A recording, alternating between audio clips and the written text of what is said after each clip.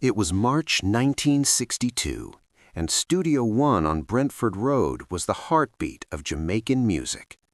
Every artist who wanted to make it in Kingston knew that if Coxsone Dodd didn't believe in you, your career was over before it started.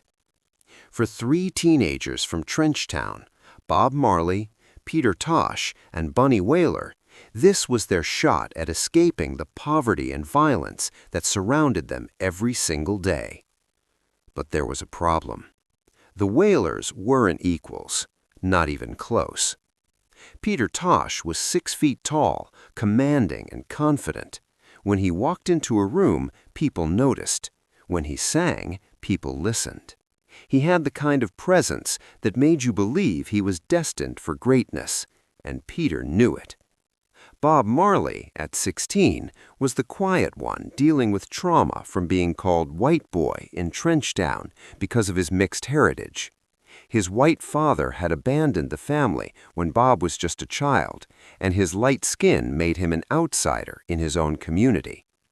While Peter commanded attention, Bob faded into the background. The dynamic was clear from day one. Peter Tosh was the leader. Bob Marley was just along for the ride. "Listen, Bob," Peter told him weeks earlier during rehearsal in Joe Higgs's backyard. "You're good at writing little songs, but performing, that's not your thing. Stick to backup vocals and let me handle the front." Bob had nodded quietly, clutching the notebook where he wrote his songs. He never argued with Peter. He never argued with anyone. Growing up as the white boy in a black neighborhood had taught him to keep his head down and his mouth shut. But inside that notebook was something nobody had seen. Songs Bob had been writing late at night by candlelight in his mother's tiny shack. Songs about unity, love, and freedom. Songs that felt too personal, too vulnerable to share with anyone, especially Peter, who probably would laugh. On March 14, 1962, the Wailers got the call they'd been waiting for. Coxsone Dodd wanted them at Studio One the next morning at 9 a.m. sharp. The boys could barely sleep that night. This was everything they dreamed of, a real recording session at a real studio with a real producer. If this went well, they could actually become musicians. Peter spent the night practicing in front of a mirror, perfecting his performance. Bunny went over harmonies. Bob sat alone with his notebook, writing one more song he'd never show anyone, One Love. March 15th started out to be the most important day of their lives. Then, everything went wrong. At 7 a.m., Peter woke up drenched in sweat. His head was pounding. His throat felt like sandpaper. He tried to stand and immediately collapsed back onto his bed. His mother checked his temperature, 103 degrees. Peter Tosh, the voice of the Wailers, was burning up with fever. "You can't go to the studio," his mother said firmly. "You're too sick." "I have to go," Peter croaked out. "This is our only chance."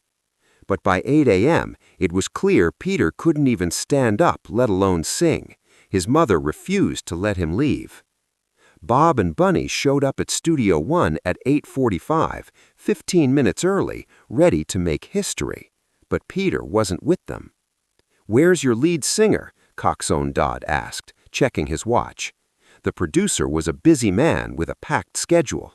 He didn't have time for amateurs who couldn't show up on time. "He's sick, sir," Bunny explained nervously. "Fever. He tried to come, but—" "I don't care about excuses," Coxsone interrupted. "I've got this studio booked for exactly 2 hours, and I've got 3 other sessions today. Either you record something now, or you go home and never come back." Bob felt his stomach drop. This was it. Their one shot, and it was falling apart. "Can we reschedule?" Bunny asked hopefully. Coxsone laughed, but there was no humor in it. "Reschedule? You think I'm running a charity here? There are 100 groups in Kingston who would kill for this slot." Bob and Bunny looked at each other in panic. "One of you must be able to sing lead," Coxsone said impatiently. "What about you?" He pointed at Bunny. Bunny shook his head. I'm a harmony singer, sir. I've never done lead vocals. Coxsone turned to Bob, who was standing in the corner, clutching his notebook like a shield. Can you sing, or are you just decoration? Bob felt everyone in the studio looking at him, the engineers, the musicians, Coxsone Dodd himself, all waiting for his answer. I don't think I'm ready. Ready? Coxsone's voice rose. You think any of the greats were ready their first time? You either have it or you don't. Bob felt paralyzed. This was his worst nightmare. He'd spent his entire life being told he didn't belong. Too light-skinned for the black kids, too poor for the white kids, too quiet to be a leader. I'm sorry, maybe we should just... What's in the notebook? Bob instinctively pulled it closer to his chest. Nothing, just some things I wrote. Show me. They're not good enough. They're just... Show me. With trembling hands, Bob opened it. Pages filled with lyrics, crossed-out words, revised verses, little notes in the margins. Years of work he'd never shown anyone because he was sure it wasn't good enough.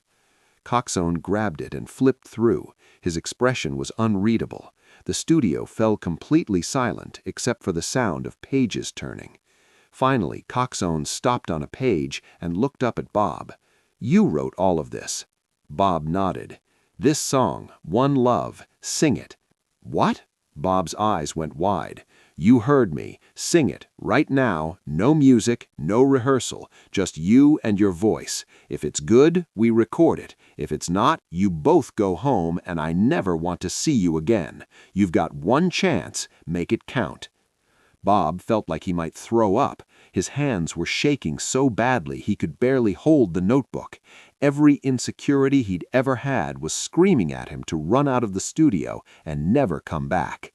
But then something clicked in his mind. A memory from childhood. An old Rastafarian man in Trenchtown who had found young Bob crying after being called white boy for the 100th time. The old man had looked at him with kind eyes and said, "You're not on the white man's side. You're not on the black man's side. You're on God's side. And God don't care about skin color. He cares about what's in your heart." Bob took a deep breath. He thought about his mother working 3 jobs to keep food on the table. He thought about Peter lying in bed with a fever, trusting his friends to save their dream. He thought about every kid in Trenchtown who needed to believe that someone like them could make it out. And he started to sing. One love, one heart, let's get together and feel all right. His voice was shaky at first, barely more than a whisper. But something happened as he kept singing. The fear started to melt away. The shame about his skin color, the doubt about his talent, the feeling of not being good enough, all of it began to fade. The room transformed around him. It wasn't a scary studio anymore. It was a message he needed to share with the world. A message about unity and love that transcended all the divisions that had made his life so hard. Give thanks and praise to the Lord, and I will feel all right. Bob's voice grew stronger, more confident. He stopped reading from the notebook. He closed his eyes and just felt the words. When he finished, the studio was dead silent. Bob opened his eyes, certain he'd failed, certain that Coxsone was about to tell him to leave and never come back. But Coxsone Dodd was staring at him with an expression Bob had never seen on anyone's face before. There were tears in the producer's eyes. "How old are you?" Coxsone asked quietly. 16, sir?" 16 years old, and you wrote that? Coxsone shook his head in disbelief. That's not just a song, boy. That's a message from God himself. Bob felt his legs go weak. Had he heard that correctly? Coxsone turned to his engineers. We're recording this right now. Cancel my next 2 sessions. This is more important. For the next hour, Bob Marley recorded One Love, while Coxsone Dodd directed every note, every breath, every word. The shy teenager who had been standing in the corner was gone. In his place was an artist who had finally found his voice.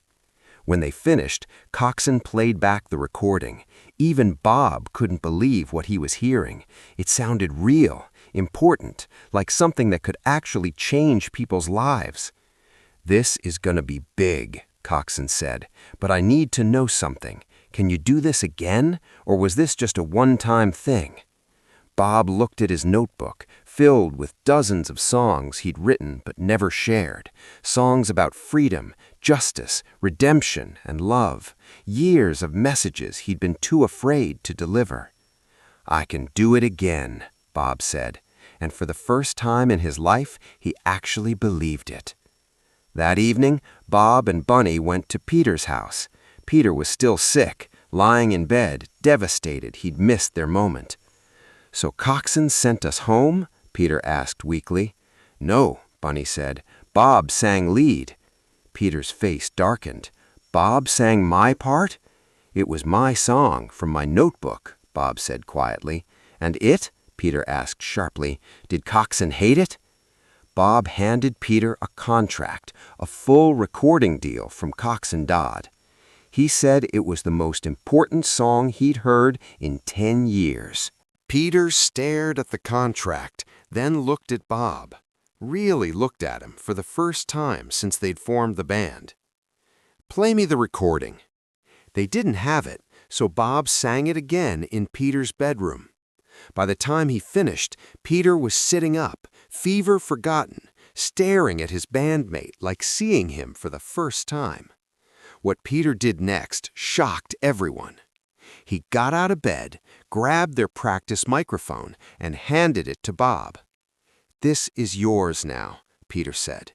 "What?" Bob didn't understand. "The microphone. You're the voice of the Wailers, not me. I was wrong." Peter's voice was thick with emotion. "I'm loud and confident, but you have something real, something from the soul. You either have it or you don't, and you have it." "I'm not going anywhere," Peter continued. "The Wailers are still the Wailers, but from now on, when people think of this group, they should think of you first, because you earned it." That conversation in Peter's bedroom marked the real birth of Bob Marley as the world would know him. Not the backup singer, not the white boy from Trenchtown, but Bob Marley, the voice of a generation. One Love was released 3 months later. It wasn't an instant hit, but it marked the beginning of something extraordinary. Over the years, Bob would write No Woman, No Cry, Redemption Song, Get Up, Stand Up, and dozens of songs that changed music history. But none of it would have happened without that terrifying moment when a sick Peter Tosh forced a shy 16-year-old to find his courage. Peter and Bob remained friends and bandmates for 12 years before pursuing solo careers in 1974. But Peter never regretted giving Bob that microphone. In interviews, Peter always said, "Bob wasn't just talented, he was necessary. The world needed his voice, not mine." When Bob Marley died of cancer in 1981 at just 36 years old, Peter Tosh was devastated. At the funeral, as hundreds of thousands of mourners lined the streets of Kingston, Peter stood at the podium and said, "People ask me if I was jealous that Bob became the king of reggae. I tell them the truth. I was honored. Because the day I gave Bob that microphone, I didn't lose my voice. I found my purpose. My purpose was to help the world hear the message that God had given to my brother. Bob didn't steal my spotlight. He showed me that some lights are too important to keep hidden in the shadows." Today, One Love is more than just a song. It's an anthem. It's been played at peace rallies, civil rights marches, and unity concerts around the world. It's been covered by hundreds of artists in dozens of languages. It's been streamed billions of times and introduced generation after generation to Bob Marley's message of unity and love. But it almost never happened. It almost stayed hidden in a teenage boy's notebook because he was too afraid to believe in himself. because he'd been told his entire life that he wasn't enough, too light-skinned, too quiet, too shy, not ready. The story of Bob Marley isn't just about musical talent. It's about courage to share your voice when everything tells you to stay silent. It's about the moment when fear either destroys you or transforms you. And it's about the rare friend secure enough to step back and say, "This isn't about me. This is bigger than both of us." That notebook Bob carried into Studio One in 1962 now sits in a museum in Jamaica. Thousands visit each year to see the pages where One Love was first written in pencil with crossed-out words and revised verses, evidence of a young man who didn't believe in himself but kept writing anyway. Next to that notebook is the microphone, the one Peter Tosh handed to Bob in that bedroom while recovering from fever. The microphone that changed everything. Because sometimes the most important moment in history isn't when someone seizes power. It's when someone recognizes greatness in another person and has the wisdom to step aside and let it shine. If this story of courage, friendship, and finding your voice moved you, subscribe and hit that like button. Share this video with someone who needs to hear that their voice matters. Have you ever had a moment where you had to choose between fear and courage? Let us know in the comments. And don't forget to ring that notification bell for more incredible true stories about the legends who changed music forever.